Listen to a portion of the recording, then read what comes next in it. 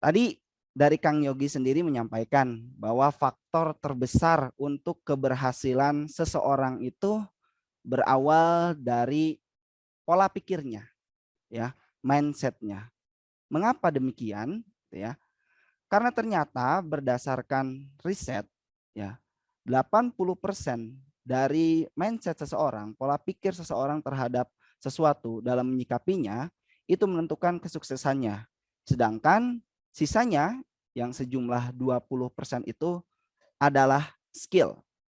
Maka kalau misalkan kita aplikasikan ke dalam bisnis yang saat ini teman-teman Yuspiner sekalian jalankan, 20%-nya itu adalah kemampuan kapasitas hard skill teman-teman.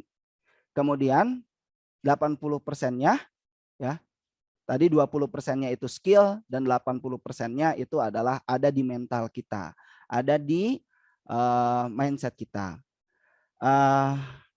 Sedikit informasi, alhamdulillah selama kurun waktu mungkin beberapa tahun saya juga pernah mengelola beberapa program kemitraan begitu ya, dengan beberapa kategori bisnis yang berbeda-beda. Dan rata-rata dari sekian banyak jumlah mitra ataupun reseller yang tergabung di dalamnya, hukum alamnya gitu ya, semangat di awal, kemudian turun ya, kemudian tiba-tiba menyalahkan ya pihak tertentu gitu ya. Ini kenapa nih jualan saya nggak laku? Kenapa nih saya udah promosi ke sana ke sini tapi kok nggak ada yang beli gitu kan. Nah, padahal saya udah mempraktekkan semua materi yang ada di dalam eh, program bimbingan kemitraan ini.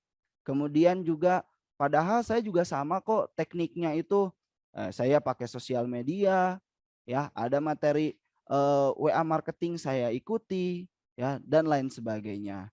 Oh, berarti ini mah produknya nih yang nggak sesuai gitu kan. Akhirnya ya udahlah, saya cari bisnis yang lain aja, atau ya udahlah ini produknya juga nggak sesuai sama saya. Akhirnya ia menyerah. Padahal sebetulnya ya, yang perlu dievaluasi jikalau hal itu terjadi adalah tentang diri kita, gitu kan. Ya, sudahkah kita percaya dengan produknya? Sudahkah kita meyakini bahwa dengan mendistribusikan produk ini banyak hal yang bisa kita lakukan ya dan bisa kita hasilkan. Khususnya untuk diri kita pribadi dan umumnya adalah untuk orang banyak gitu ya. Nah, maka 20% ini tadi ya, yang tadi saya bilang udah belajar tentang segala hal yang kaitannya dengan hard skill yang sudah diajarkan dalam program kemitraan. Nah, itu cakupannya adalah 20%. Nah, sisanya yang 80% ini adalah sebuah kemampuan yang datangnya itu pada diri kita. Dan terkadang kita sebagai manusia ya, kita itu tidak bisa semata-mata mendapatkan motivasi itu dari diri kita sendiri gitu ya. Walaupun pada akhirnya kita sendiri yang memperbaiki itu. Tapi kadang kita juga membutuhkan bantuan dari orang lain ya. Kita membutuhkan masukan, kita membutuhkan ilmu, membutuhkan pengajaran, arahan dan lain sebagainya. Nah, mudah-mudahan ya dalam agenda Zoominar pada sore hari ini ya, kita semuanya bisa mendapatkan sesuatu yang ada di dalam cakupan angka 80% itu yang berkaitan dengan mindset, yang mudah-mudahan itu pun akan merubah kita dari yang sebelumnya kondisi A ya menjadi kondisi B. Dari yang sebelumnya kurang untuk bersemangat ya, selanjutnya bisa lebih bersemangat dan lebih produktif lagi. Dari yang sebelumnya biasa saja, saat ini menjadi luar biasa. Mudah-mudahan Allah Subhanahu wa taala meridhoinya. Oke, selanjutnya. Oke, ya. Ada sebuah pepatah mungkin ya, kamu adalah apa yang kamu pikirkan gitu ya, atau sebuah quotes gitu. Apakah itu benar gitu dan apakah itu berlaku dalam segala hal? Kalau dari pandangan saya pribadi ya, itu sangat-sangat berpengaruh terhadap diri kita, ya. Apalagi dengan ruang lingkup bisnis, ya. Bahwa hal yang paling penting dalam bisnis itu adalah mindset, ya. Bukan produk, bukan market, ya, apalagi skill, gitu ya. Dan kemudian kalau misalkan ada yang menyatakan bahwa wah saya nggak bisa nih berbisnis, saya nggak bisa untuk menjalankan eh, roda bisnis karena saya nggak punya modal gitu. Nah, dan apakah modal itu hanya berbentuk materi saja? Apakah hanya berbentuk uang saja? No, bahwa modal tidak hanya eh, dalam cakupan materi saja. Mindset dan mental yang kuat serta ilmu pun itu adalah eh, modal yang sangat berharga. Maka ketika kita misal sekarang menjadi seorang reseller, ya, kita tidak boleh minder dan kita tidak boleh merasa bahwa kita terkucilkan gitu. Ya, anggap saja bahwa ketika teman-teman sekarang ya di Yuspin menjadi seorang reseller, ya, tanamkan pola pikir bahwa suatu saat ya Yuspinner sekalian akan memiliki bisnis sendiri gitu ya. Dimana ketika teman-teman memiliki bisnis sendiri, di sana teman-teman membutuhkan ilmu, ya, modal ilmu, modal mental, modal pengalaman dan lain sebagainya, termasuk juga modal materi. Dan tidak menuntut kemungkinan ketika kita membentuk sebuah bisnis itu modal materi itu ya diperlukan juga gitu.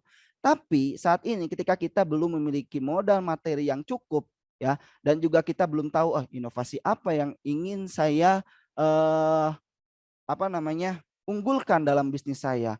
Bingung akhirnya karena kelamaan bingung bisnisnya nggak jalan-jalan gitu ya. Daripada seperti itu ya kita mulai dengan sesuatu yang lebih memudahkan dan lebih simpel. Salah satu di antaranya adalah dengan menjadi seorang reseller di mana di sana produknya sudah tersedia ya, segala sesuatunya sudah dibantu ya, kita nggak perlu perlu riset market, riset produk, ya, riset harga dan lain sebagainya kita nggak perlu. Nah, salah satunya di bisnis Yuspin ini segala kemudahan bisa kita rasakan. Ya, dan lebih daripada itu, teman-teman pun bisa menduplikasi sistemnya. Ini gimana sih ini Yuspin ini bisa tetap eksis sampai sekarang dari mulai produknya itu karakteristiknya seperti apa ya? Layanannya kayak gimana, kualitasnya seperti apa. Nah, bila mana teman-teman sudah mempelajarinya, suatu saat kalaupun dari Yuspinner sekalian ada yang berkeinginan untuk memiliki bisnis sendiri, ya teman-teman sudah memiliki modal yang berharga yaitu pengalaman yang mudah-mudahan pengalaman itu datang dari adanya program kemitraan Yuspin. Oke, lanjut lagi.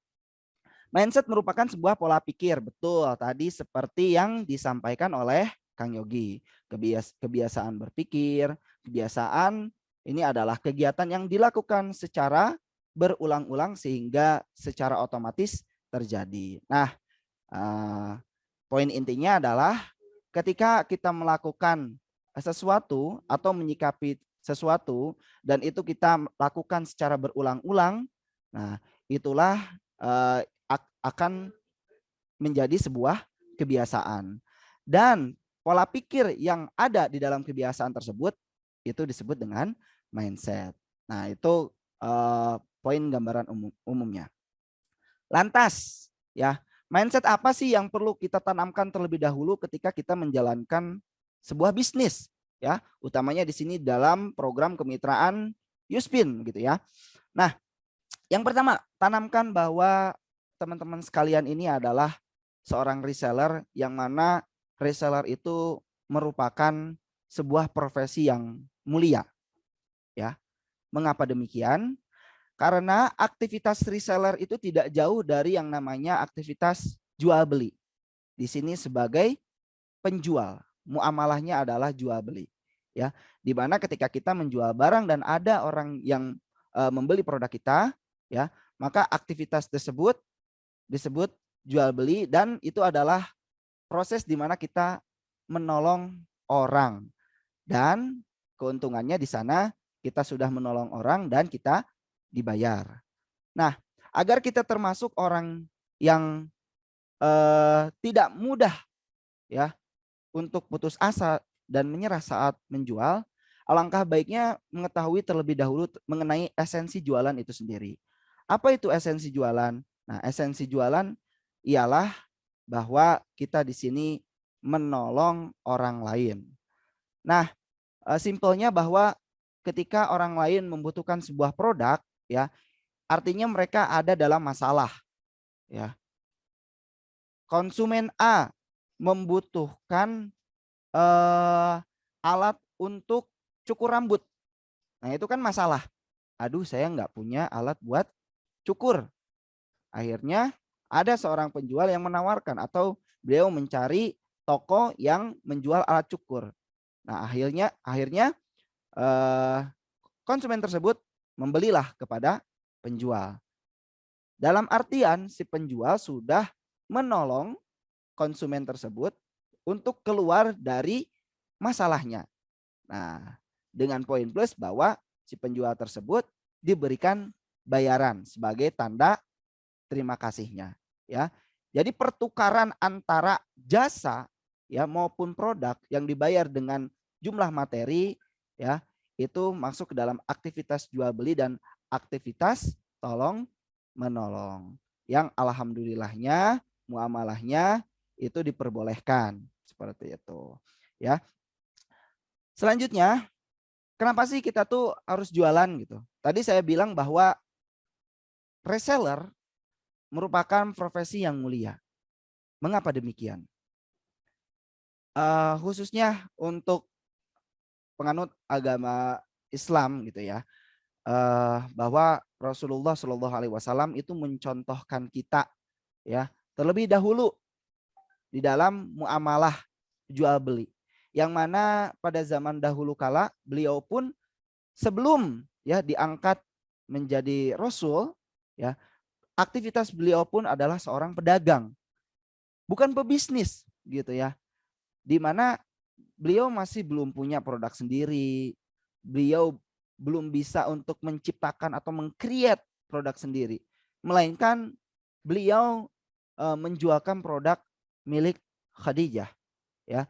Maka profesi saat itu Rasulullah adalah seorang reseller ya, menjadi sebuah panutan oleh seluruh umat manusia dalam beliau melakukan muamalah berniaga hingga beliau sukses. Maka jangan pernah anggap profesi reseller itu sebagai profesi yang sebelah mata begitu. Bahwa ketika kita menjadi seorang reseller pun mudah-mudahan itu adalah salah satu ikhtiar kita untuk mengikuti sunnah Rasulullah Shallallahu Alaihi Wasallam. Dan disebutkan dalam sebuah riwayat bahwa 9 dari 10 pintu rezeki adanya di perdagangan gitu ya. Yang kedua, jualan adalah aktivitas menolong orang yang dibayar, tadi sudah dijelaskan ya di awal. Yang ketiga bahwa aktivitas mendapatkan uang yang tercepat adalah melalui aktivitas jualan gitu ya. Tidak dapat dipungkiri ya bahwa memang betul jualan ini adalah aktivitas kita untuk mendapatkan materi jauh lebih cepat dibanding profesi-profesi yang lainnya.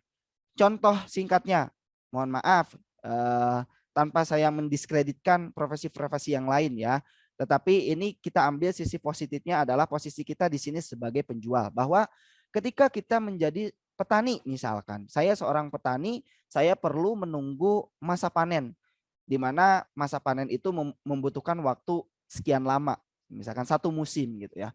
Begitupun ketika kita berternak, ya berternak kita membutuhkan jeda waktu juga, ya kita membutuhkan waktu yaitu ya hewan ternaknya menunggu besar, menunggu bertelur, beranak dan lain sebagainya. Pegawai gitu ya menunggu waktu untuk gajian ya selama periode waktu tertentu gitu. Sementara dengan jualan ya ketika kita berjualan, ikhtiar kita menjemput rezeki melalui jualan. Ya, ketika ada pembelian, disitulah kita bisa langsung mendapatkan sebuah keuntungan. Nah, itu dari 3 alasan penting teman-teman perlu pede ya ketika teman-teman berjualan dan posisinya di sini adalah sebagai mitra reseller di produk yang luar biasa yaitu Yuspin. Nah, kembali saya flashback bahwa niatan kita dalam berniaga, dalam berjualan ini, niatkan dulu adalah untuk menolong orang lain gitu. Terlebih karakteristik dari produk yang saat ini kita distribusikan bersama ya, Kang Yogi dan juga tim reseller yang lainnya, bahwa selain produk ini dalam tanda kutip bagus begitu ya, tapi ternyata juga memiliki value yang luar biasa ya, yaitu kalau misalkan kita kaitkan dengan menolong orang lain, bahwa value-nya Yuspin pertama dari harga ya, dari materi pertama ya, secara materi bisa jauh lebih hemat ya, yang tadinya beli produk pembalut itu setiap bulan, nah sekarang ganti jadi setiap 2 tahun sekali misalkan ya. Yang kedua juga dari segi lingkungan kita ya, bahwa kita bisa perhatikan sesama tanpa dipungkiri gitu ya, bahwa kondisi lingkungan kesehatannya ataupun kebersihannya juga mulai terlihat kurang stabil gitu ya ekosistemnya. Dan juga banyak sekali sekarang hal-hal yang terjadi yang diakibatkan oleh rusaknya ekosistem. Salah satunya adalah dengan dampak banyaknya sampah plastik yang mana tidak bisa mengurai dalam jangka pendek. Butuh waktu ratusan bahkan ribuan tahun gitu untuk bisa mengurai. Begitu. Dan yang terakhir adalah dari segi kesehatannya. Ya. Maka ketika kita mendistribusikan Yuspin ini dan niatan kita adalah untuk menolong, maka pertolongan kita ada dalam 3 aspek poin penting tadi. Ya, dari segi ekonomi mereka tertolong, ya. Kemudian juga dari segi kesehatan pribadi mereka tertolong dan juga lingkungan juga ikut terjaga. Nah, mudah-mudahan juga menjadi nilai ibadah ketika kita niatkan ya, dengan melalui produk ini yang kita distribusikan ya, kita bisa banyak menolong orang dan Allah Subhanahu wa taala pun akan menolong kita. Amin amin ya rabbal alamin. Ya. Lanjut. Lantas gimana sih kita menanamkan mindset yang tepat gitu ya dalam proses kita berikhtiar menjemput rezeki melalui salah satu pintu rezeki yaitu jual beli. Pertama, beranilah untuk berpikir besar. Maksudnya gimana nih? Nah, pikirkan, targetkan, wujudkan. Pikirkan ini maksudnya rencanakan. Teman-teman ketika misalkan mulai untuk berjualan produk Yuspin contohnya gitu ya. Nah, secara tidak langsung teman-teman langsung terpikir ya sebuah rencana. Siapa yang akan saya tawarkan ya, kemana, bagaimana caranya ya. Nah, dipikirkan, oh iya, di list. Sudah di list, lalu kita targetkan. Oke, kepada siapa misalkan? Ya. Contoh kepadanya, oh, saya sekarang berada di ruang lingkup organisasi kewanitaan ya. Oke, dimulai dari yang terdekat dulu ya. Saya punya anggota komunitas itu 200 misal. Saya targetkan setiap hari saya menghubungi 5 orang aja. Nah, itu sudah target. Ya, begitu ya. Oke, kemudian misal saya berada di komunitas pengajian ibu-ibu yang mana kalau dulu ya mungkin 2 tahun ke belakang kita belum bisa tuh ada aktivitas pengajian secara offline gitu ya, tatap muka. Tapi sekarang alhamdulillah beberapa program tatap muka sudah berjalan termasuk kegiatan pengajian gitu ya. Datang ke pengajian, targetkan untuk mencoba mengajak gitu ya, menyampaikan, targetkan. Oke, saya targetkan setiap harinya saya akan memprospek, istilah prospek ya, istilahnya dakwah lah ya, syiar ya, supaya nggak terlalu ke arah penjualan banget gitu ya. Saya syiar, saya dakwah ya, saya ingin menawarkan pertolongan ini ya kepada minimal 1 orang aja deh gitu. Atau kalau misalkan 2 kali lipat atau 3 kali lipatnya itu juga boleh. Nah, itu contoh ringan gitu ya, ketika kita ingin menargetkan sesuatu dari apa yang sudah kita rencanakan. Nah, dua poin penting ini ya, apa yang sudah kita rencanakan dan kita pikirkan dan apa yang telah kita targetkan itu tidak akan berarti apa-apa kalau misalkan kita tidak wujudkan. Maka gimana caranya supaya kita dapat hasilnya, supaya kita bisa tahu, oh ternyata dengan cara A itu works, oh ternyata kurang works, oke saya ganti dan evaluasi menjadi cara B misalkan.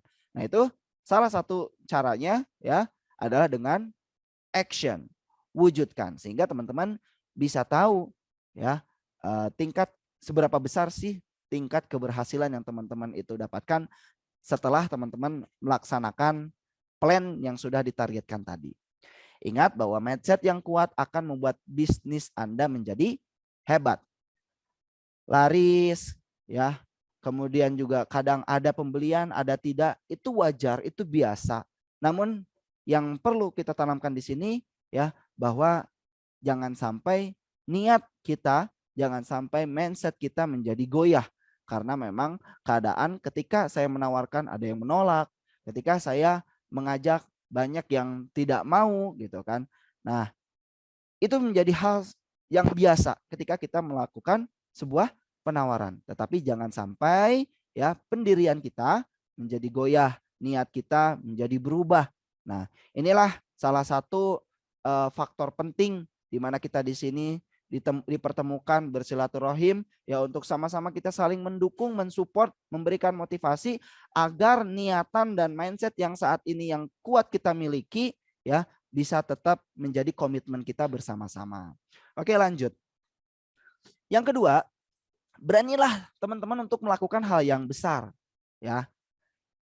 Kutipannya di sini adalah kesempatan selalu datang bersama resiko. Kalau misalkan teman-teman ingin mencapai sesuatu yang besar, maka bersiaplah untuk menghadapi resiko yang besar pula. Kalaupun misalkan teman-teman ingin menggapai cita-cita yang biasa-biasa aja, maka resikonya pun ya biasa-biasa aja gitu. Nah, maka di sini ambillah sebuah kesempatan di mana ketika kesempatan itu besar, maka siap-siaplah ya dengan resiko yang besar juga, tetapi dengan hasil yang insya Allah juga besar. Namun jika tidak mengambil kesempatan itu, maka bisnis kita tidak akan pernah tumbuh. Nah, ketika teman-teman semuanya sudah bergabung di kemitraan Yuspin, nah sebelumnya kan teman-teman pasti masih bingung mau jualan apa gitu, mau mendistribusikan produk apa. Saya nggak tahu ini Yuspin itu apa sih. Nah sekarang teman-teman sudah masuk ke dalam ruang lingkup Yuspin dan teman-teman sudah mengambil kesempatan. Nah maka tinggal kita tentukan kesempatan apa lagi yang nanti akan kita tuju ya, bahwa kesempatan itu tidak hanya kita menunggu untuk ia datang, tapi bisa juga kesempatan dan peluang itu kita ciptakan. Contohnya bahwa mungkin teman-teman di sini saya belum tahu ya Kang Yogi ya, apakah sudah ada yang melakukan ataupun yang belum gitu ya. Ketika kita misalkan ingin menjualkan produk Yuspin, ingin mendistribusikan produk Yuspin ini dalam jumlah yang besar gitu. Karena biasanya kalau misalkan saya targetkan hanya per individu, biasanya ya saya tawarin satu, ya rata-rata pesennya satu gitu kan. Atau paling banyak 2 atau 3. Tapi bagaimana nih? Saya pengen berpikir besar agar hasilnya besar juga gitu. Contoh, pernah nggak sih kita bekerja sama dengan sebuah komunitas gitu? Apakah itu komunitas yang sadar akan lingkungan ya? Nah, kita bekerja sama. Kemudian pastinya di sana ada langkah-langkah kan, nggak bisa disamakan dengan kita melakukan penawaran per individu dengan perseorangan gitu. Tentunya karena ini sebuah instansi pasti butuh persiapan. Oh, kita bikin proposal. Nah, nanti kalaupun misalkan kita belum bisa bikin proposal sendiri, nah boleh minta mungkin pengajuan sama teman-teman support dan teman-teman apa yang menjadi PIC ya di kemitraan Yuspin. Boleh juga nanti ke Kang Yogi misalnya ingin dibuatkan contoh proposal gimana caranya untuk bisa kita membidik target market yang lebih luas melalui komunitas. Oke, dalam hal ini saya akan menuju ke komunitas sadar lingkungan. Bahkan ada juga saya juga pernah dengar cerita gitu ya dari Kang Yogi, ada nih beberapa yang bekerja sama dengan pondok pesantren. Di pondok pesantren tersebut merupakan pondok pesantren putri, dan di sana itu santri-santrinya belanja itu ke koperasi ya. Kemudian ya karena memang value yang dimiliki Yusmin ini sangat relate ya dengan apa yang saat ini kondisi di pesantren yang saat ini ada gitu ya, sehingga produk Yuspin ini menjadi sebuah potensi ya untuk ada di pesantren tersebut. Akhirnya bekerja sama dengan pesantren, didistribusikan ke koperasi, dan alhamdulillah mendapatkan potensi pencapaian yang luar biasa besar. Nah, itulah contoh-contoh ya di mana kita bisa melakukan hal yang besar, tentunya dibarengi dengan effort dan juga resiko yang besar juga. Resikonya apa sih Kak? Emang kalau misalkan tadi kerjasama misalkan sama tadi komunitas ya, komunitas kerjasama ya, resikonya itu kita harus memikirkan bikin proposal gimana ya caranya, belajar bikin proposal ya, belajar untuk mempresentasikan produk kita, mentalnya lebih kuat, otomatis secara energi juga kita lebih terkuras gitu kan.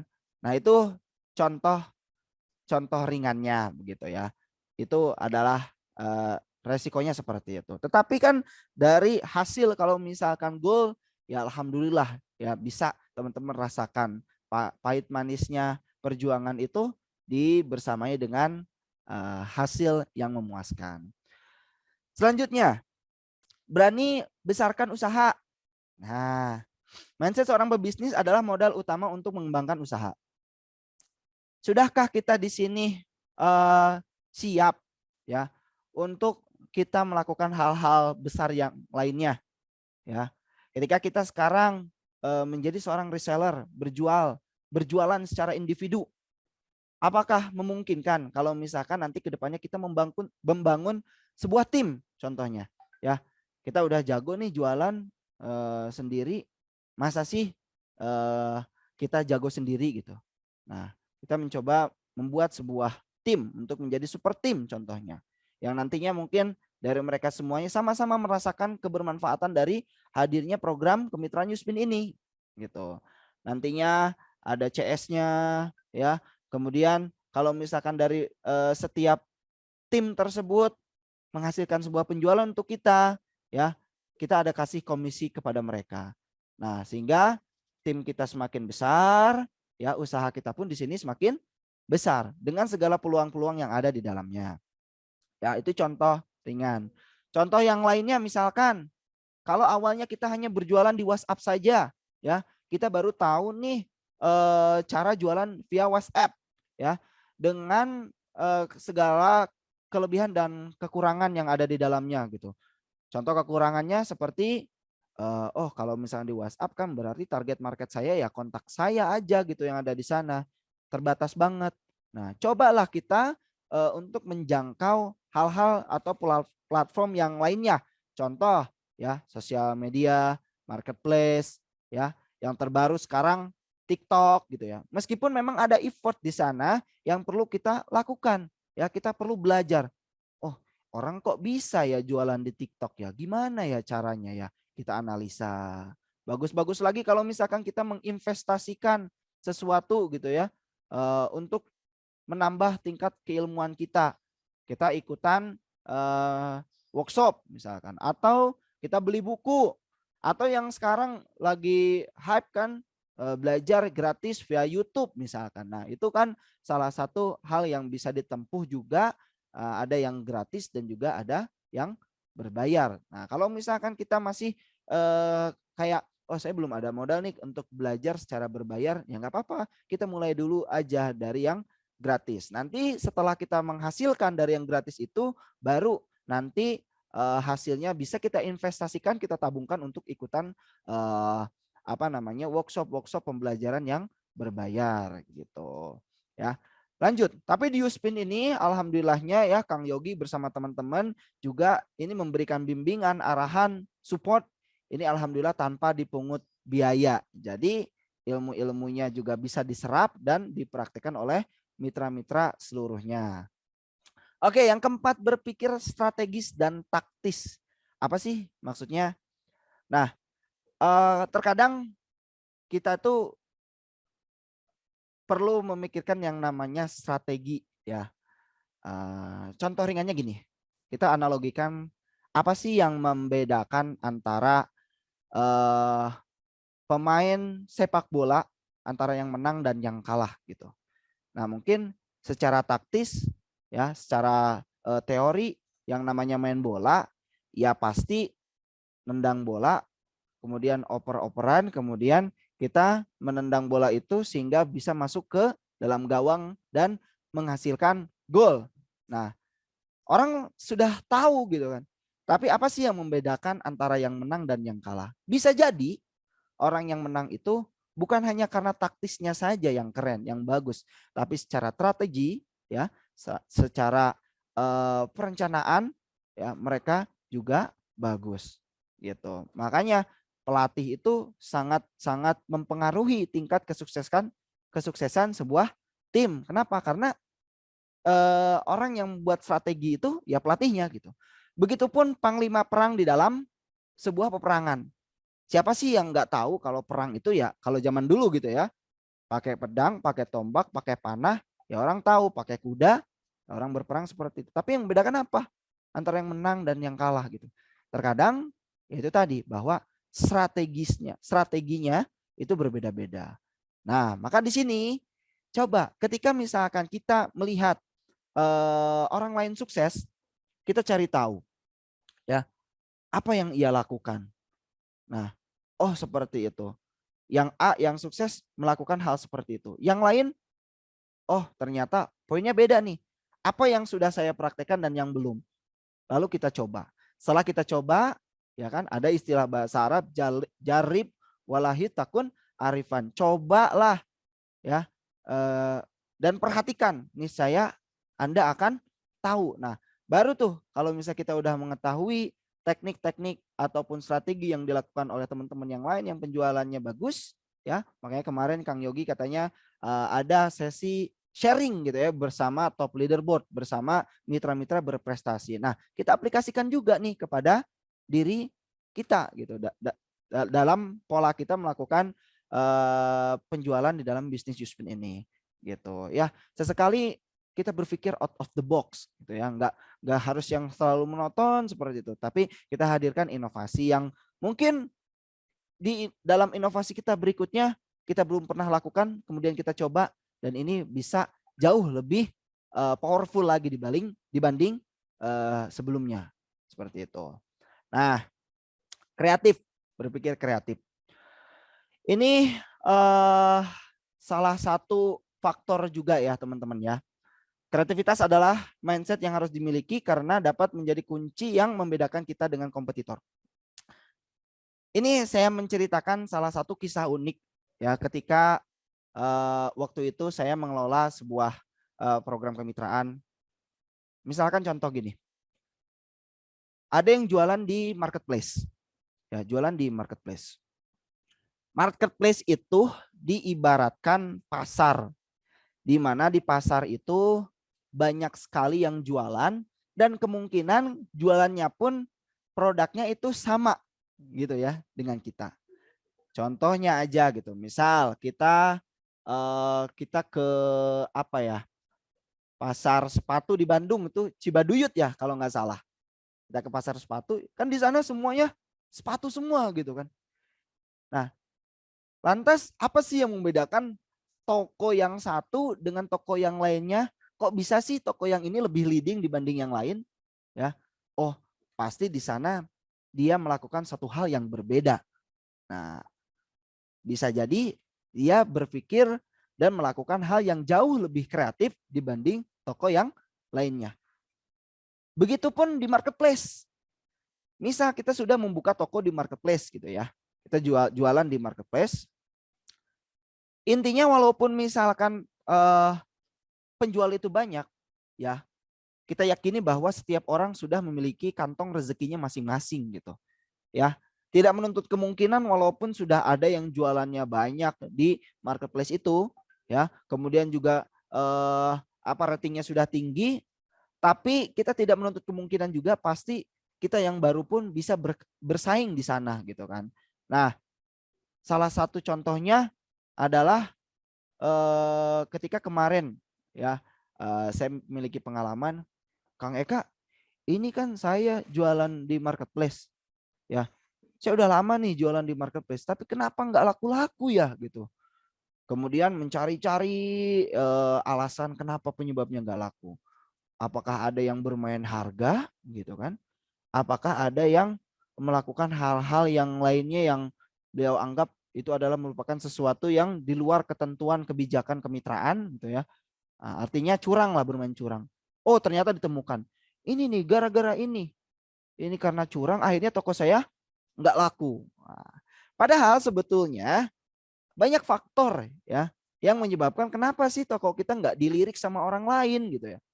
Ya mungkin karena kita banyak sekali melakukan hal-hal yang sama dilakukan oleh orang. Ya, ketika toko kita nggak laku, ya apa yang kita lakukan untuk toko kita itu masih sama dengan toko-toko yang lainnya gitu. Ya, toko-toko yang lainnya melakukan kayak kayak gitu ya, kita juga sama aja. Ya sulit untuk kita bersaing gitu. Ya. Maka salah satu cara untuk kita bisa memenangkan sebuah persaingan, apalagi kalau kita adalah pendatang baru gitu ya, baru belajar, baru mulai, ya kita harus mencari sesuatu value yang berbeda. Contoh ringannya lagi, saya ngobrolin tentang teknis lagi nih teman-teman. Ya, kalau jualan di marketplace pengen beda gimana? Kan banyak fitur. Entah itu dengan kita kasih, misal ada fitur di marketplace itu untuk memberikan cashback kepada follower baru, konsumen baru. Ada juga misalkan ada RO yang order ulang kepada toko kita, itu ada cashback lagi. Kemudian juga kalau misalkan setiap pembelian misal dikasih sesuatu yang menarik gitu, gift dan lain sebagainya. Atau ada setiap momentum tertentu ada program diskon atau ada program cashback ya ataupun bonus-bonus hadiah dan lain sebagainya. Nah, itu salah satu ikhtiar kita untuk berpikir kreatif gitu ya. Sehingga orang lain pun akan melirik. Itu marketplace. Instagram contohnya gitu ya, Instagram. Salah satu cara yang paling mudah ketika kita meriset sebuah produk ya. Misalkan nih kita nyari di TikTok ada bagus nih, produk bagus ya. Kemudian kita pengen beli. Nah, di mana yang paling pertama kita cari misalkan? Oh, YouTube. Nah, kita menyadari bahwa kalau kita mau beli produk, kita nyarinya reviewnya pasti di YouTube. Pertanyaannya, sudahkah kita punya akun YouTube? Sudahkah kita berkreasi di YouTube? Ya kan? Padahal kita tahu bahwa kalau saya kepo akan suatu barang, saya pengen beli barang sesuatu ya yang saya butuhkan ya dan saya bingung nih kalau ragu gitu mau beli apa enggak ya, bagus apa enggak gitu. Nah, berarti kan kita harus tahu dulu pengalaman orang lain ya. Misalkan saya nyari lebih banyaknya di YouTube, kita nyari di YouTube ya. Tapi pertanyaannya balik lagi ke kita, ketika kita jualan barang, udah belum ya kita mencoba untuk bikin akun YouTube, berkreasi di YouTube, terus nanti kalau misalkan kita review produk ini, kita cantumkan ya. Bagi yang mau beli produk silahkan kunjungi toko online kami ya, atau bisa langsung ke WhatsApp atau bisa langsung SMS atau telepon gitu kan. Tapi jarang ya SMS sekarang sama telepon, walaupun masih teknik itu masih berlaku, tapi ya minimal link menuju WhatsApp lah gitu ya, atau toko online yang teman-teman saat ini miliki landing page atau lain sebagainya. Nah, kemudian Instagram nih. Tadi saya obrolin Instagram karena rata-rata sekarang media sosial ya, selain Facebook, Instagram juga winning nih di tengah masyarakat ini sangat-sangat familiar gitu ya. Nah, bisa kita nyari dalam bentuk hashtag. Nah, praktek teman-teman nyari hashtag satu produk di Instagram gitu ya. Ini angle-angle fotonya kayak gimana sih produknya? Klik ya hashtag sebuah produk. Keluar gitu kan. Nah, contohnya Yuspin, teman-teman di sini sebagai reseller Yuspin, jualan juga di Instagram ya, yang setiap harinya teman-teman di sini mendapatkan support berupa media kreatif yang disediakan oleh tim Yuspin gitu ya. Dan itu berlaku untuk semua reseller se-Indonesia ya. Nah, kebayang nggak teman-teman sifat alamiah kita ya ketika misalkan nyari produk dan desainnya itu sama semuanya. Nggak ada beda sedikit pun. Ya, yang mana yang akan pertama kali kita lirik? Ya pasti yang followernya banyak gitu kan, atau yang menurut kita paling atas gitu. Tapi beda kondisinya ketika misalkan teman-teman punya kreativitas dari foto-foto, media, video ataupun lain sebagainya yang sudah dikasihkan oleh tim Yuspin kepada teman-teman semuanya. Kemudian teman-teman belajar nih ngedit misalkan. Ya, jangan salah, dengan hanya menambahkan logo saja ya, teman-teman punya toko online nih masing-masing. Kemudian toko online-nya tambahin logo, misalkan saya, misalkan Eka Shop gitu ya, punya logo sendiri. Hanya menambahkan logo saja itu udah menjadi poin pembeda. Apalagi misalkan di bawahnya kasih watermark, ada di situ. Toko online Facebook, landing page, WhatsApp dan lain sebagainya. Ya, yang lain warnanya itu pink semuanya karena kan misalkan Yuspin dominannya warna pink gitu ya. Ketika kita lihat di hashtag feeds-nya itu pink semuanya. Nah, scroll lagi. Nah, tugas pertama kita ketika kita beriklan adalah bagaimana caranya orang terpikat dengan iklan kita. Salah satunya adalah dengan itu tadi, warna ya. Dan elemen-elemen lainnya yang berbeda dibanding dengan yang lainnya. Oh, misalkan yang lainnya pink. Wah, ini toko kita mah merah sendiri gitu kan. Merah. Oh, ini beda nih. Klik gitu. Begitupun ketika di media sosial yang lain, di marketplace kita cari Yuspin ya. Oh, banyak di marketplace tuh rata-rata fotonya tuh sama yang dikasih sama admin gitu kan. Warnanya pink, warnanya yang muda-muda gitu. Ah, saya gantilah dengan warna yang gelap tapi tetap ngejreng gitu. Supaya apa? Supaya di pertempuran pertama ya ketika orang nyari kita udah dapat winning.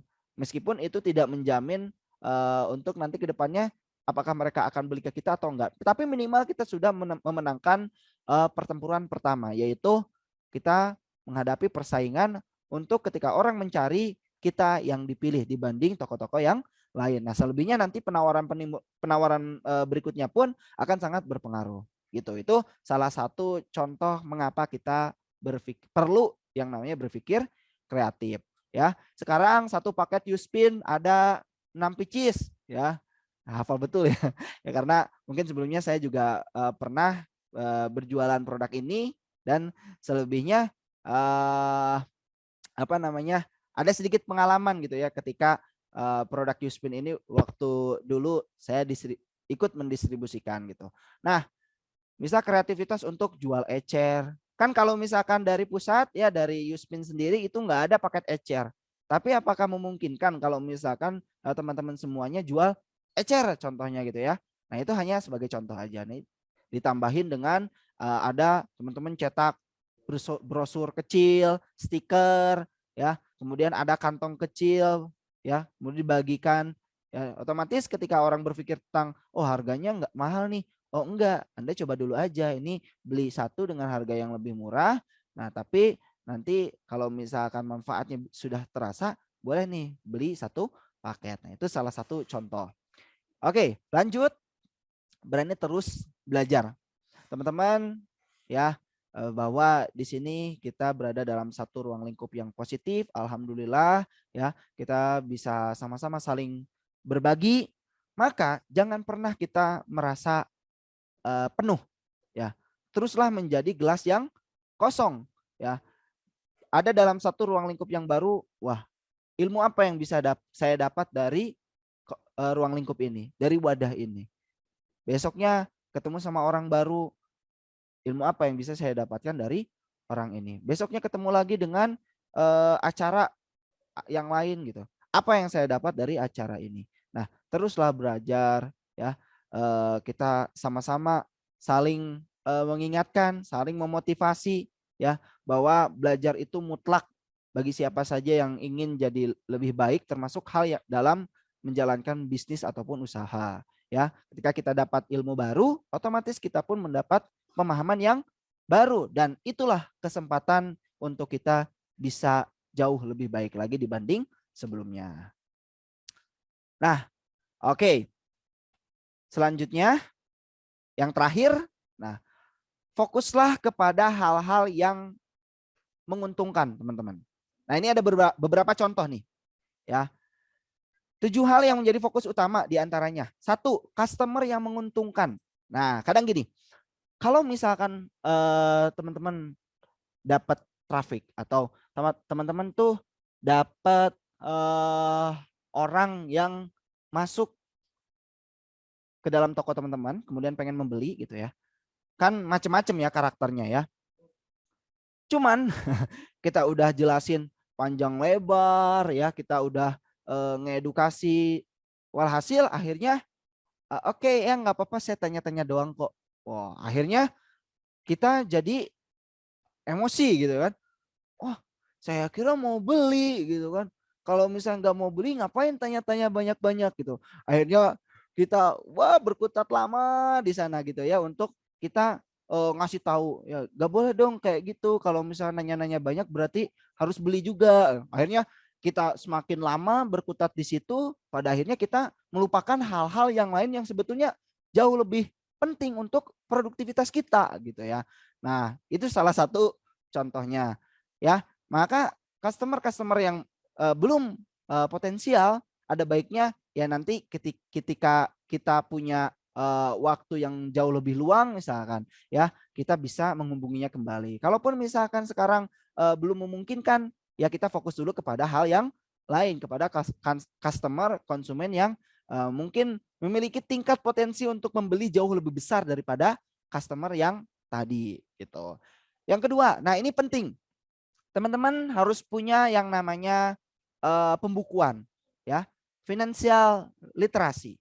Nah, kalau boleh saran nanti ya teman-teman Yuspin harus belajar ini. Kang Yogi mungkin nanti bikin program juga ya. Gimana caranya teman-teman Yuspiner ini bisa mengetahui berapa sih selama teman-teman Yuspiner ini bergabung dalam kemitraan Yuspin, berapa jumlah keuntungan yang didapatkan selama ini. Jangan sampai nggak tahu gitu kan. Udah gabung di Yuspin sekian lama, ya asal jualan aja ya, bisnisnya jalan, cuman nggak tahu sirkulasinya berapa. Apakah ketika itu kita untung, mending kalau untung gitu ya. Kalau rugi gimana gitu. Sehingga kalau misalkan kita tahu laporan keuangannya ya, kita menganalisa secara detail ya, yang pembukuan sederhana lah minimal itu. Nah, kita udah tahu berapa keuntungannya, berapa kerugiannya, berapa potensi kita, modal kita berapa gitu ya. Sehingga kalaupun rugi berarti perlu ada yang kita perlu evaluasi gitu kan. Nah, apa nih hal yang menyebabkan kok bisnis saya bisa rugi? Berarti kan kita harus diperbaiki. Bagus kalau misalkan sudah tahu poinnya gitu. Tapi kalau misalkan kita acuh, ya gimana bisnis kita mau berkembang gitu. Hal yang krusial aja kita nggak perhatikan. Intinya atau poin pokoknya bisnis itu apa sih sebetulnya gitu ya. Kan ya selain kita pengen mendapatkan atau menebar kebermanfaatan kepada orang lain, ya kita juga pengen ada keuntungan yang kaitannya juga dengan materi gitu kan. Ya gimana kita bisa tahu kita untung berapa gitu. Laporan aja nggak dicatat. Nah, ini hal yang paling penting. Apapun bisnis yang dijalani, sebesar apapun, sekecil apapun, belajarlah untuk kita aware terhadap hal yang namanya keuangan, karena itu modal utama kita ya. Ketika secara teknis kita menjalankan bisnis, sirkulasi keuangan itu mutlak dan wajib untuk kita tata dengan rapi. Nah, kemudian fokus kepada hal yang menghasilkan ya. Fokus maksudnya gimana? Nah, gini contohnya. Nah, ini nyambung ke yang tadi nih. Saya menceritakan tentang pengalaman menghadapi salah satu mitra yang julid banget ketika melihat orang lain sukses gitu kan. Kenapa ini penjualannya banyak? Oh, apakah dia nurunin harga? Apakah dia berlaku A, B, C, D dan lain sebagainya gitu kan. Sebetulnya kan itu kita menghabiskan waktu lama untuk mencoba melihat letak kesalahan iya gitu kan. Apakah dia melanggar apa enggak atau dan lain sebagainya. Nah, sebetulnya kan itu hal yang abuse atau hal yang sia-sia gitu kan. Ada baiknya kita hindari hal-hal tersebut untuk kita memfokuskan diri untuk ya kita melakukan hal yang memang memiliki potensi untuk menghasilkan sesuatu kepada kita. Nah, fokus kepada customer. Mohon maaf ini poinnya hampir sama dengan yang pertama ya. Kemudian fokus kepada barang yang menjual. Alhamdulillah untuk Yuspin ini kita nggak perlu ragukan lagi bahwa alhamdulillahnya dengan produk Yuspin ini sudah teruji ya di pasaran, ya menjualkannya juga marketnya sangat luas. Tinggal bagaimana inovasi kita untuk menjalankan dalam kita mengikhtiarkan bisnis Yuspin ini. Ya, yang selanjutnya adalah tentang customer service. Nah, coba teman-teman belajarlah teknik closing ya. Belajarlah teman-teman itu mengelola atau memprospek kategori market ya, bahwa kategori market ini ya mungkin sering teman-teman dengar, dan saya yakin teman-teman pun sudah banyak yang tahu ada 3 kategori market di sini yang perlu diketahui. Dari istilahnya ada cold, warm, dan hot. Ya, cold yang dingin yang sama sekali dia nggak tahu produk itu apa ya, sampai ke dia tahu. Kemudian yang warm dia tahu sampai dia pengen beli. Yang hot yang tadinya belum pengen beli jadi beli dan dia menjadi customer yang loyal. Nah, itu salah satunya adalah dengan cara kita mengaplikasikan teknik closing ya sebagai customer service. Nah, yang terakhir adalah cobalah kita untuk merekrut tim terbaik. Karena terkadang kita nggak bisa nih menjalankan segala sesuatu itu sendiri. Ya, sifat alami manusia bahwa kita adalah makhluk sosial, kita nggak bisa melakukan segala sesuatu itu sendiri, kita butuh bantuan orang lain. Nggak ada salahnya kok teman-teman mengajak customer sebelumnya untuk ikut jualan, menjadi tim penjualan teman-teman gitu ya. Itu nggak masalah. Misal atau ketemu sama orang, barangkali nanti ada ya yang berminat sama pembalut kain. Nah, nanti suruh hubungi saya aja gitu. Kasih kartu nama, contoh gitu ya. Nah, rekrut tim terbaik ya, mudah-mudahan nanti ketika misalkan kita merekrut mereka, ada penghasilan yang mereka dapatkan, artinya kita pun bisa membantu mereka gitu. Nah, sudah siapkah teman-teman saat ini untuk menjadi reseller yang sukses? Beberapa poin yang menjadi dasar cara ataupun tips menjadi reseller sukses tadi sudah disebutkan. Adapun sekiranya dari penyampaian saya terkadang mungkin ada yang kurang dipahami ya, ataupun Kang Eka mah ngomong doang gitu kan. Tapi alhamdulillah mudah-mudahan dari apa yang tadi saya sampaikan tadi bermanfaat, dan intinya ini bukan hanya sekedar teori. Dari apa yang saya sampaikan, karena saya bukan expert gitu ya, saya hanya menyampaikan apa yang pernah saya lakukan saja, dan alhamdulillah ternyata itu works terhadap program yang selama ini dan waktu itu saya jalankan, dan alhamdulillah sekarang pun itu masih berlaku bagi diri saya. Mudah-mudahan teman-teman bisa mengambil poin positifnya, dan yang jeleknya dibuang aja jauh-jauh, karena kesempurnaan hanya milik Allah, dan kalaupun misalkan ada kekurangan itu datang dari diri saya sendiri. Mungkin begitu ya Kang Yogi ya. Wah, panjang banget, tadinya saya bilangnya sebentar gitu ya. Iya, Mas Eka, Masya Allah, kedengaran nggak? Iya. Iya, terima kasih banyak nih. Wah, daging banget katanya Mas Eka, ilmunya sangat bermanfaat. Ini direkam nggak Mas Eka? Ini direkam. Oh, alhamdulillah ya. Jadi nanti buat teman-teman yang ingin menonton ulang bisa menyimak kembali ya Mas Eka ya. Gitu. Dan banyak banget saya catat poin-poinnya gitu kan. Tadi ada yang pertanyaan juga sih sebenarnya dari Nah, kita banyak sharing aja ya Kang Yogi ya. Boleh, saya juga bingung mau jelasin apa gitu ya. Baiknya ya ditanya aja gitu. Mudah-mudahan saya bisa jawab. Kalau nggak jawab, kalau nggak bisa jawab nanti saya minta Kang Yogi aja yang jawab. Ya, sambil sebelumnya bila teman-teman ada pertanyaan tambahan silahkan di chat ya. Nanti saya pertanyakan ke Mas Eka-nya. Ini ada beberapa pertanyaan yang menyangkut tentang Yuspin sebenarnya. Dan juga ada beberapa mungkin contoh-contoh Mas Eka. Ini ada pertanyaan bagaimana membuat proposal sederhana. Mungkin ada beberapa yang sudah Yuspin siapkan seperti surat-surat sosialisasi kerjasama kayak gitu. Nah, ini ada pertanyaan bagaimana membuat proposal yang mungkin beda dengan surat ya, Ya. penawaran gitu. Seperti apa yang sederhananya untuk pesantren? Oke.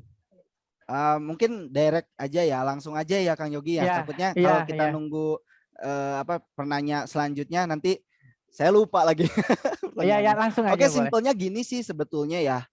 Gimana caranya untuk membuat proposal ke lembaga atau pesantren gitu. Jadi terlebih dahulu kita perlu tahu dulu masalah yang saat ini ada, dalam tanda kutip bukan masalah tentang kelembagaannya, bukan ya. Tapi apakah dari permasalahan yang ada di sana itu relate dengan produk kita atau enggak. Contoh misal gini, ada banyak sekali ya di pondok pesantren itu yang dalam tanda kutip santri-santrinya tidak terbiasa dengan yang namanya produk anorganik atau produk kimia gitu ya. Bahkan ada salah satu pesantren yang membiasakan santri-santrinya itu mohon maaf, kalau misalkan datang bulan atau menstruasi itu mereka menggunakan handuk, menggunakan kain gitu kan. Nah, itu kan sebuah masalah sebetulnya, di mana mereka ya harusnya bisa berfokus pada hal yang mungkin berkaitan dengan aktivitas mereka seperti yang menuntut ilmu, memudahkan mereka gitu ya. Tapi perlu terkendala dengan yang namanya itu tadi setiap bulan perlu kain gitu ya, handuk digunting karena memang membiasakan anak-anak santri untuk lebih hidup organik. Kalau misalkan teman-teman bertanya, emang ada teman-teman ya. Tidak perlu saya sebutkan di mana ya, teman-teman silahkanlah nanti meriset dan ternyata ada. Yang kedua, misal saya tidak mendiskreditkan ya, mohon maaf ini, tetapi terkadang ada lingkungan pesantren yang misal sanitasinya itu menjadi buruk karena apa? Karena ada sampah plastik. Ternyata pas waktu dicek, wah ini kok banyak pembalut gitu kan. Jadi mampet airnya, kotor dan lain sebagainya. Nah, kemudian yang lainnya dari segi ekonomi ya. Karena kan apa ya? Berbeda-beda gitu ya. Kemampuan ekonomi seseorang berbeda-beda dan ada ketika berada di ruang lingkup yang mohon maaf mungkin keterbatasan ya, kurang gitu.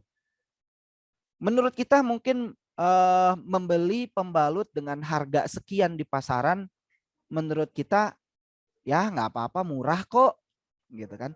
Tapi belum tentu loh oleh mereka yang notabene kurang gitu ya, buat mohon maaf ya, buat aktivitas, buat keseharian aja masih kurang, apalagi untuk memenuhi kebutuhan itu gitu ya. Jadi alangkah lebih baiknya kalau misalkan kita bisa lebih menghemat atau mengalokasikan budget yang tadinya kita gunakan per bulan itu untuk membeli pembalut, kita bisa alokasikan kepada budget ini kepada hal-hal yang lain yang bisa jauh lebih produktif dan bermanfaat gitu. Nah, itu salah satu contoh ya, contoh dari masalah yang kita temui. Nah, bisa jadi setiap tempat, setiap lembaga, setiap daerah pun beda-beda permasalahannya. Nah, maka dari masalah tersebut kita kan bisa menghadirkan solusi. Nah, cobalah temui dari perwakilan dari lembaga, bisa sama pimpinan atau gurunya atau lain sebagainya. Oh ini ya masalahnya gitu. Nah ini kita datang dengan sebuah proposal penawaran gitu, bahwa ini ada sebuah pembalut dengan karakteristik kita sebutkan kelebihannya, keunggulannya yang insya Allah bisa menjadi solusi dari sekian banyak masalah yang saat ini ibu dan anak-anak santri di sini alami gitu, mudah-mudahan. Nah, selanjutnya ya masuklah ke negosiasi harga gitu kan. Dan sebetulnya nggak masalah kok kalau prinsip saya gitu ya. Memang di dalam program kemitraan ini di sana dilampirkan bahwa tidak boleh menjual harga di bawah harga yang sudah tentukan. Tetapi kalaupun misalkan nih, kan ini dalam skala besar ya, kita menawarkan kepada lembaga. Tentunya kalau penawaran kita biasa-biasa aja kan ya yang nggak ada bedanya gitu. Daripada ngapain kalau harganya sama beli ke kita, mending saya beli ke marketplace. Marketplace ini udah sangat-sangat terpercaya gitu kan. Kemudian ya harganya sama kok, paling sama tambah ongkir gitu. Nah, ya disitulah permainan negosiasi teman-teman, skillnya itu bisa dipergunakan, dimanfaatkan gitu kan. Nah, nggak apa-apa ngasih diskon beberapa gitu kan, daripada enggak ya. Ya silakan. Selama itu tidak dipublikasikan secara umum, itu saya rasa nggak masalah, betul ya gitu ya Kang Yogi ya. Nah, untuk bentuk fisik proposalnya itu sendiri mungkin sebetulnya nggak jauh beda sih dengan proposal pengadaan barang dan yang lainnya. Hanya saja nanti mungkin teknisnya lebih ke spesifikasi produknya diunggulkan ya. Kemudian latar belakang itu penting banget ya. Penting banget latar belakang supaya memang apa yang pengen kita tuju, goal apa yang pengen kita dapetin itu nyampe gitu. Kalau misalkan tiba-tiba, Bu, saya ke sini mau nawarin ada pembalut kain, langsung ke situ kok, aduh terlalu hard banget gitu. Tapi kita berawal dari istilahnya apa ya? Kita ini posisinya di situ bukan sebagai penjual saat itu ya, tapi sebagai konsultan. Nah, kalau misalnya orang udah menganggap kita sebagai konsultan, ya orang-orang akan berkonsultasi kepada kita. Ini baiknya gimana ya, ini lain dan lain sebagainya gitu. Beda lagi kalau misalnya orang menganggap kita, ini jualan. Ketika orang kita samperin udah kabur duluan gitu. Yaitu ini ya apa namanya gambaran umumnya saja. Nah, mengenai hal teknis mungkin kita bisa nanti buatkan salah satu contoh proposal ya. Tergantung, tapi ya perlu inovasi juga karena setiap masalah di masing-masing tempat berbeda-beda. Mungkin kayak gitu ya Kang Yogi ya. Selebihnya mohon maaf. Oke, siap Mas Eka. Wah, Masya Allah nih ya. Itu mungkin secara sederhananya nanti mungkin ada beberapa juga yang untuk ke pesantren kita sudah siapkan seperti surat sosialisasi, juga ada beberapa handout yang bisa nanti dijelaskan ke pihak pesantrennya, dan betul sekali kata Mas Eka, disesuaikan dengan kondisi pesantrennya tersebut. Mas Eka, ada pertanyaan lagi nih. Ya, bagaimana untuk tetap semangat dalam menjual? Kadang-kadang kan ibu-ibu biasanya kan ya namanya tadi udah dijelaskan sebenarnya. Cuman mungkin direview kembali bagaimana kadang-kadang kan namanya perempuan kadang-kadang suka turun naik emosionalnya. Gimana untuk tetap fight gitu? Siap. Nah, sebetulnya kalau yang namanya semangat ya wajar ya. Seperti hanya iman, al imanu yazdad wa yankus.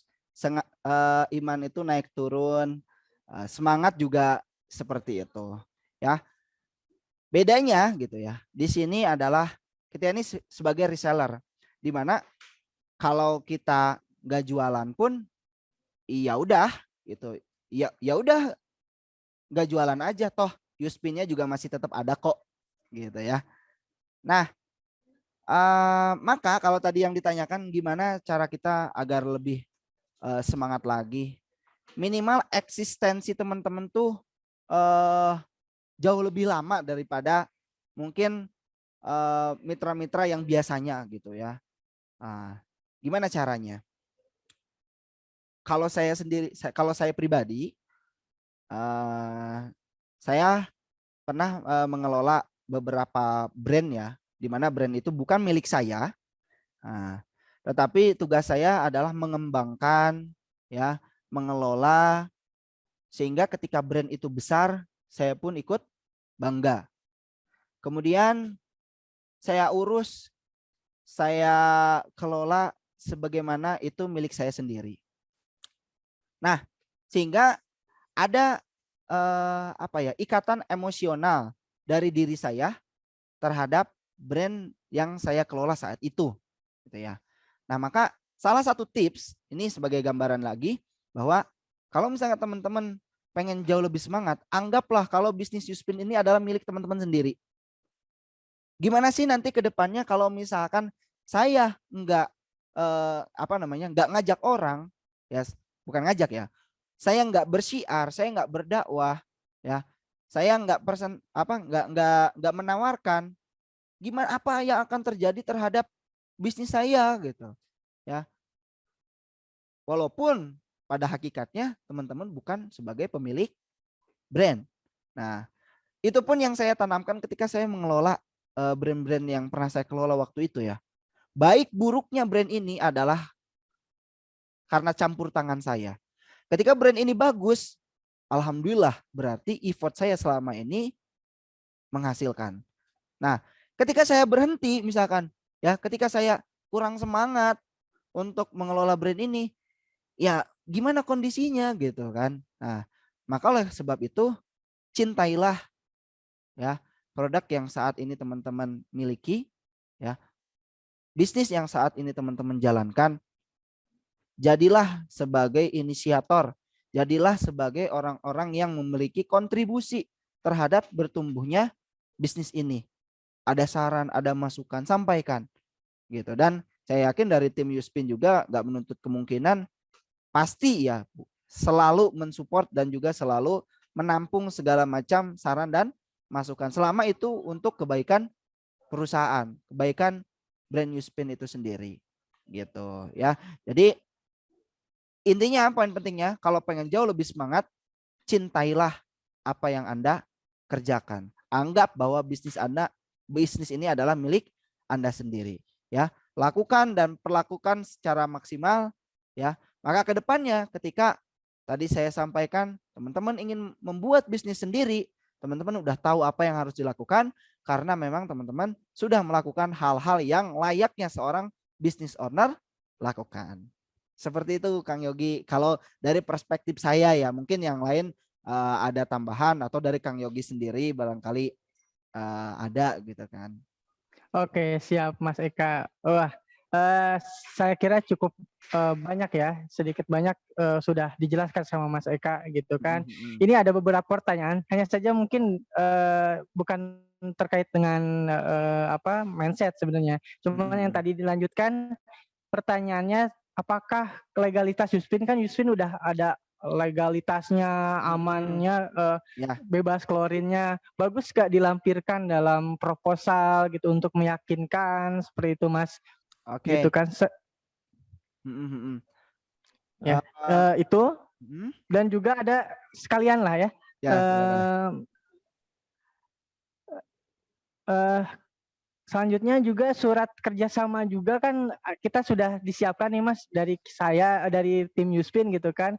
Apakah harus bikin sendiri atau kan nggak usah pakai surat kerjasama dari Yuspin gitu? Oh, Bagusnya gitu. seperti apa? Mungkin masukan dari Mas Eka gimana gitu? Siap. Wah, sepertinya banyak yang tertarik dengan tadi ya Mas Yogi ya, tentang kerjasama dengan lembaga gitu ya.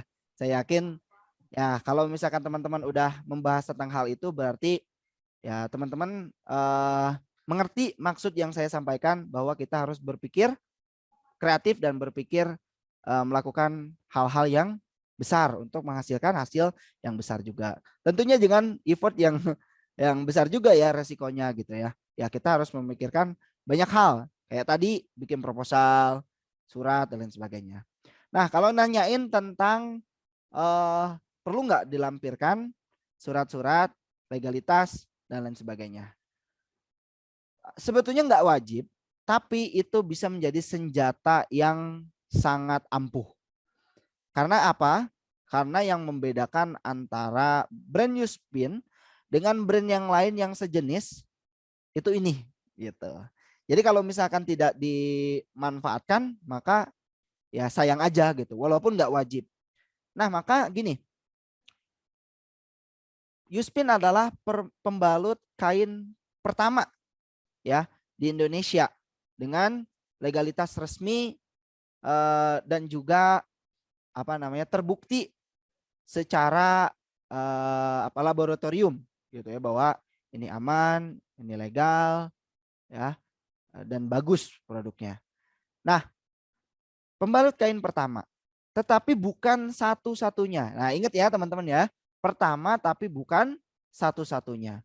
Bahwa ada juga gitu ya produk-produk kompetitor yang lainnya yang menduplikasi keunggulan yang kita miliki, tetapi orang lain bisa meniru produknya, tetapi tidak bisa meniru brandnya. Ah, gimana nih maksudnya nih? Orang lain bisa meniru produknya, tapi tidak bisa meniru brandnya. Jangan salah arti bahwa brand Yuspin dibuat bukan asal-asalan, tapi berdasarkan filosofi, gitu ya. Dari mulai logonya, warnanya, namanya, gitu ya. Kemudian juga kenapa kita perlu legalitas? Karena banyak banget sekarang brand-brand yang lain, saya tidak menjelekkan tapi ya, tapi memang ada banyak gitu jenis-jenis pembalut kain di luaran sana yang menyerupai Yuspin gitu. Sampai ada yang bilang ini palsu apa enggak gitu. Ya, kemudian dijawablah, kalau misalkan pengen tahu Yuspin yang asli, cek aja legalitasnya, udah terdaftar apa belum, apakah sudah teruji secara klinis atau belum. Nah itu sebagai senjata kita gitu ya untuk membuktikan, karena kan believing is seeing. Orang-orang itu senantiasa percaya kalau mereka udah ngeliat gitu. Nih kalau kita tunjukin nih suratnya, ya ini bukti bahwa bebas klorin dan lain sebagainya. Nah orang baru akan percaya. Nah saya rasa itu adalah salah satu faktor penting yang bisa kita lakukan sebagai amunisi nih. Nantinya ketika kita menunjukkan atau menawarkan kerjasama dengan lembaga-lembaga yang tadi disebutkan gitu. Terus yang pertanyaan yang kedua ialah apa tadi Kang Yogi lupa saya. Jadi kalau untuk surat kerjasama Itu atau perlu surat dilampirin apa enggak ya? sosialisasi, ya apakah harus Atau bikin dilampirkan atau sendiri bikin gitu. sendiri? Iya Oke, betul. balik lagi ke tadi ya, enggak wajib, tapi kalau dilampirkan akan lebih baik ya. Dan tentunya menyesuaikan dengan kondisi ya, bahwa surat yang dilampirkan, surat kerjasama yang dilampirkan oleh Yuspin itu dibuat sebagaimana kondisi yang waktu itu pernah kita dapatkan dan dialami di lapangan gitu ya. Ingin sosialisasi ke A, B, C, oh perlu kayak gini. Kalaupun misalkan nanti kondisinya berbeda ya, kan pasti perlu inovasi tuh ya. Perlu diadakan yang namanya improvisasi dari surat tersebut menyesuaikan dengan kebutuhannya. Nah, gitu. Jadi kalau misalkan mau dilampirkan maka ya asalkan sesuai dengan kondisinya. Kalaupun misalkan oh kayaknya ini nggak relate nih dari surat yang dimiliki sama Yuspin, boleh nanti diduplikat tapi dikembangkan kembali. Secara bahasa, secara struktur mungkin boleh sama, nah tapi kontennya yang berbeda seperti itu. Ya mungkin kayak gitu ya Kang Yogi ya. Oke, Alhamdulillah. siap. Mas Eka, makasih banyak nih. Alhamdulillahnya waktu nggak terasa sudah hampir jam 5 ya Mas Eka. Masya Allah. Subhanallah sekali. Alhamdulillah. Nah, dan teman-teman sepertinya di chat itu banyak yang eh, puas ya dengan penjelasan dari Mas Eka ya. Dari ada yang bilang, wah manfaat banget nih, daging banget katanya ilmunya. Terima kasih Mas Alhamdulillah. Eka gitu. Ya. Dan alhamdulillah juga nih tidak terasa sudah di penghujung acara ya. Mungkin ada beberapa apa catatan dari saya nih ya. Jadi ada kesuksesan itu berasal dari 80 mindset dan 20% dari skill ya Mas Eka ya. Dan beberapa juga ada tips yang Mas Eka sudah siapkan jelaskan juga, dan nanti bisa dicek di video ya, bisa dilihat kembali gitu kan. Dan mungkin ada kata-kata terakhir mungkin dari Mas Eka, karena ini closing statement mungkin dari Mas Eka untuk pesan ke teman-teman di sini, silahkan.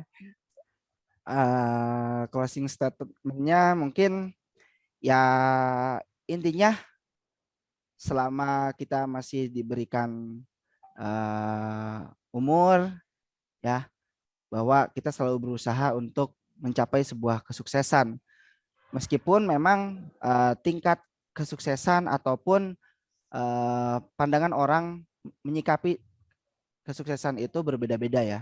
Banyak orang yang menganggap bahwa oh kesuksesan itu ketika saya punya A, punya B, punya C. Tetapi ketahuilah teman-teman semuanya, khususnya tim Yuspin. Intinya ketika kita sukses adalah kesuksesan yang bisa membawa kebermanfaatan untuk orang lain, bukan hanya dirasakan oleh diri sendiri.